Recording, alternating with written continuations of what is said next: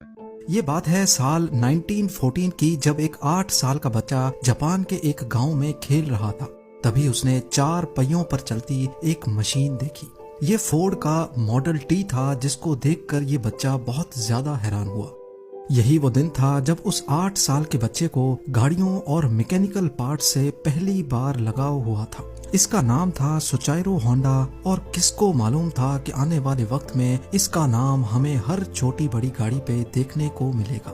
GeM TV की videos में एक बार फिर से खुशामदीद। नाजरीन, 1906 में जापान के माउंट फूजी के करीब एक छोटे गांव में सुचाइरो होंडा की पैदाइश हुई थी। उनके वालिद लोहार होने के साथ साथ पार्ट टाइम में साइकिल रिपेयर का काम भी करते थे। होंडा के 5 बहन भाई पहले ही मुख्तलिफ बीमारियों की वजह से मर चुके थे, लिहाजा उसके माँ बाप को अपने इस बच्चे से काफी उम्मीदें थी। लेकिन उसको पढ़ाई से तो कोई लगाव नहीं था, अलबत्ता अपने बाप के साथ साइकिल रिपेयर करने में होंडा को ज्यादा दिलचस्पी थी। जब वो 16 साल का हुआ तो उसने न्यूज़पेपर में जॉब का एक ऐड देखा। 8 शोकाई नामी टोक्यो के इस ऑटोमोबाइल सर्विस स्टेशन पे टेक्नीशियंस चाहिए थे। होंडा ने कंपनी को जॉब के लिए लेटर लिखा और खुशकिस्मती थी कि वहां से पॉजिटिव रिप्लाई भी आ गया। यही वो टाइम था जब होंडा अपना घर और स्कूल छोड़कर कमाने की आस लगाए टोक्यो रवाना हो गया। होंडा का ख्वाब तो तब टूटा जब वो टोक्यो में 8 शुकाई पहुंच गया था। कंपनी के मालिक ने होंडा से सफाई सुथराई के काम करवाना शुरू कर दिए और यहाँ तक के उसको बेबी सिटिंग पर लगा दिया। होंडा बेचारा करता तो क्या करता, एक तरफ वो अपना घर और माँ बाप को छोड़कर निकला था, तो दूसरी तरफ उससे फालतू काम लिए जा रहे थे। उसको वापस अपने गांव जाने में शर्म आ रही थी, क्योंकि वो अपने पेरेंट्स को फेस करने की हिम्मत नहीं कर पा रहा था। यही वजह थी कि अगले कई महीनों तक वो वहीं ऑड जॉब्स करने पर मजबूर रहा। कुछ ही महीनों के बाद 8 शुकाई के मालिक ने होंडा से वर्कशॉप के काम भी लेना शुरू कर दिए। होंडा को इस काम में शुरू से बहुत इंटरेस्ट था, इसीलिए वो चीजों को आसानी से समझ जाता था। चंद महीनों में वो हर तरह की गाड़ी और उनके पार्ट्स के बारे में काफी कुछ जान चुका था। इस दौरान 8 शुकाई ने 2 स्पोर्ट्स कार भी बनाई, जिसमें पहली गाड़ी 8 डैमलर थी और दूसरी कर्टिस। ये दोनों गाड़ियां यूज्ड इंजन्स को इस्तेमाल करके बनाई गई थीं, जिन्होंने जापानीज मोटर कार चैंपियनशिप 1924 में पहली पोजीशन भी हासिल की। होंडा अभी तक एक अच्छा मैकेनिक था, लेकिन इस रेस में वो ड्राइवर के साथ इंजीनियर के तौर पे बैठा था। यही वो इवेंट था जिसके बाद सुचाइरो होंडा ने मोटर स्पोर्ट्स को अपना रिलीजन बना लिया। कई सालों तक वो 8 शुकाई में ही जॉब करता रहा और अपने एक्सपीरियंस को बढ़ाता भी रहा। 1928 में 22 साल की एज में उसके मालिक ने अपनी एक और ब्रांच खोलने का फैसला किया। ये ब्रांच हमामात्सु शहर में होना थी, जिसको चलाने के लिए मालिक ने होंडा को जिम्मेदारी देकर वहां भेज दिया। होंडा ने 8 शुकाई की इस नई ब्रांच को एक वर्कर से शुरू किया था और सिर्फ 2 ही सालों में 30 वर्कर्स तक पहुंचा दिया। वो अब एक ब्रिलियंट मैकेनिक और रेसिंग ड्राइवर भी बन चुका था। उसने अपनी महारत का फायदा उठाते हुए अपने मालिक के लिए एक स्पोर्ट्स कार डिजाइन की। ये गाड़ी 120 किलोमीटर पर आवर की स्पीड से चल सकती थी, जिसने पुराने सारे रिकॉर्ड तोड़ दिए थे। ये रिकॉर्ड अगले 20 सालों तक जापान का हाईएस्ट रिकॉर्ड बना रहा। 8 शुकाई के मालिक के दिल में होंडा की अहमियत मजीद बढ़ चुकी थी। वो अपना खुद का वर्कशॉप खोलना चाहता था, लेकिन शायद किस्मत को ये मंजूर नहीं था। 1936 में रेसिंग के दौरान होंडा का एक हौलनाक हादसा हो गया। इस एक्सीडेंट में उसकी जान तो बच गई, लेकिन उसका लेफ्ट बाजू फ्रैक्चर हो गया, शोल्डर डिसलोकेट हो गया और चेहरे पर कई जख्म आ चुके थे। उसको अपनी जिंदगी यहीं खत्म होते दिखाई दे रही थी। ना वो मैकेनिक का काम कर सकता था और ना ही रेसिंग में हिस्सा ले सकता था। कई महीनों के बाद वो जब दोबारा ठीक हुआ तो उसने 8 शुकाई के मालिक से रिक्वेस्ट की कि वो अब ये रिपेयरिंग का काम नहीं कर सकता, बल्कि उसने आइडिया पेश किया कि क्यों ना वो अब स्पेयर पार्ट्स बनाने के लिए एक अलग कंपनी शुरू करे। 8 शुकाई के स्टेक होल्डर्स ने होंडा का ये आइडिया फौरन रिजेक्ट कर दिया। उनको ऑलरेडी प्रॉफिट्स मिल रहे थे और कोई भी नहीं चाह रहा था कि नया रिस्क लिया जाए। इसी पर होंडा ने डिसाइड किया कि पार्ट्स मैन्युफैक्चरिंग की कंपनी वो अकेले ही खोलेगा। 1936 में 30 साल की उम्र में उसने अपने दोस्त के साथ मिलकर टोकाई सेकी हैवी इंडस्ट्री खोली और अपने दोस्त सिचाइरो काटो को उसका प्रेसिडेंट बना दिया। कंपनी तो वो खोल चुके थे, पर होंडा के पास इसको चलाने के लिए कोई इन्वेस्टमेंट नहीं थी। वो दिन भर आर्ट शुकाई के लिए काम करता था, जबकि रात में अपनी नई कंपनी के लिए खुद इंजन पिस्टन बनाने की कोशिश करता था। अगले कई महीनों तक वो इसी रूटीन पे चलता रहा, लेकिन उसको कोई कामयाबी ना मिल सकी। उल्टा वो लगातार शिफ्टें लगा कर कमजोर हो चुका था। एक के बाद एक नाकामी उसका रास्ता रोके बैठी थी। तभी उसने मेटलर्जी में महारत हासिल करने के लिए एक यूनिवर्सिटी में एडमिशन ले लिया।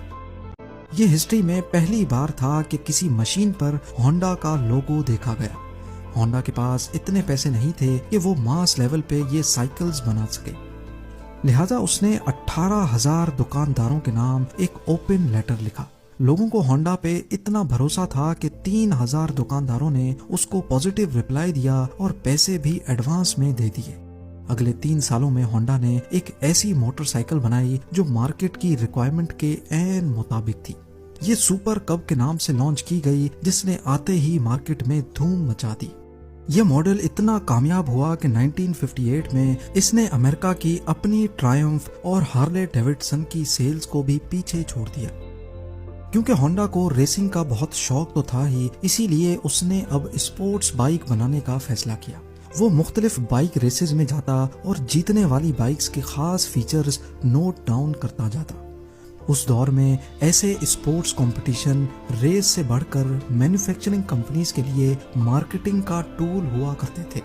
चंद सालों में होंडा की पहली स्पोर्ट्स बाइक लॉन्च की गई, जिसने 1962 इंटरनेशनल रेसिंग कंपटीशन में पहली पोजीशन हासिल की। इस रेस ने होंडा का नाम पूरी दुनिया में फेमस कर दिया। 1960s में होंडा दुनिया की सबसे बड़ी मोटरसाइकिल मैन्युफैक्चरिंग कंपनी बन चुकी थी और 1968 तक ये 1 करोड़ यूनिट्स सेल कर चुके थे। अपनी जिंदगी के 62 इयर्स गुजारने के बाद आखिरकार सुचाइरो होंडा को कामयाबी तो मिल चुकी थी, लेकिन जो ख्वाब वो बचपन से ही लिए बैठा था वो अभी तक पूरा नहीं हो पाया था। होंडा अब कार मैन्युफैक्चरिंग की तरफ भी जाना चाहता था। कई लोगों ने उनको ऐसा करने से मना भी किया, लेकिन उन्होंने किसी की एक ना सुनी। उस वक्त जापान में ऑलरेडी टोयोटा और निसान जैसी कंपनीज अपना बिजनेस जमाए बैठी थी। वहां मार्केट में अपनी नई जगह बनाना काफी मुश्किल था। होंडा ने अपनी पहली पिकअप ट्रक T360 लॉन्च की, जो कि फेल हो गई। उसके बाद स्पोर्ट्स कार S500 लॉन्च की, जिसके सिर्फ 1300 यूनिट्स ही बिक पाए। कई सालों की मेहनत और कई दर्जन डिजाइन्स रिजेक्ट होने के बाद फाइनली 1972 में होंडा सिविक लॉन्च की गई। ये वो गाड़ी है जिसके नए मॉडल्स आज तक पूरी दुनिया में फेमस हैं। 1980s में होंडा मोटर्स जापान की तीसरी बड़ी मैन्युफैक्चरिंग कंपनी थी और सिर्फ 10 सालों में ही ये दुनिया की तीसरी बड़ी हो गई।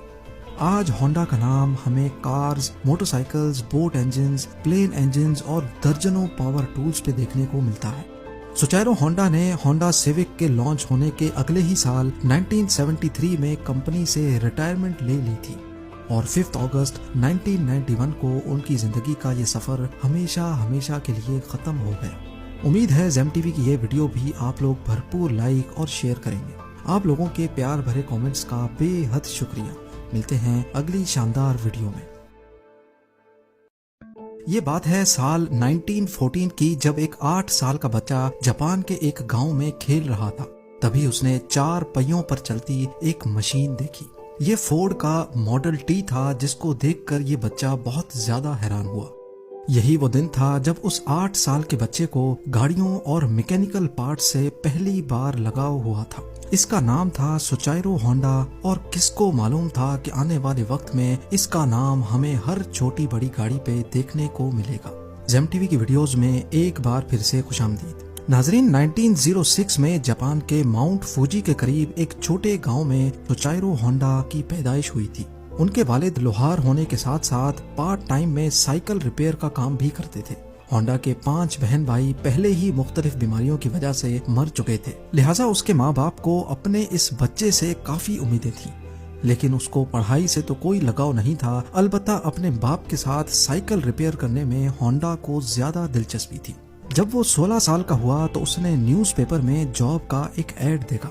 8 शोकाई नामी टोक्यो के इस ऑटोमोबाइल सर्विस स्टेशन पे टेक्नीशियंस चाहिए थे। होंडा ने कंपनी को जॉब के लिए लेटर लिखा और खुशकिस्मती थी कि वहां से पॉजिटिव रिप्लाई भी आ गया।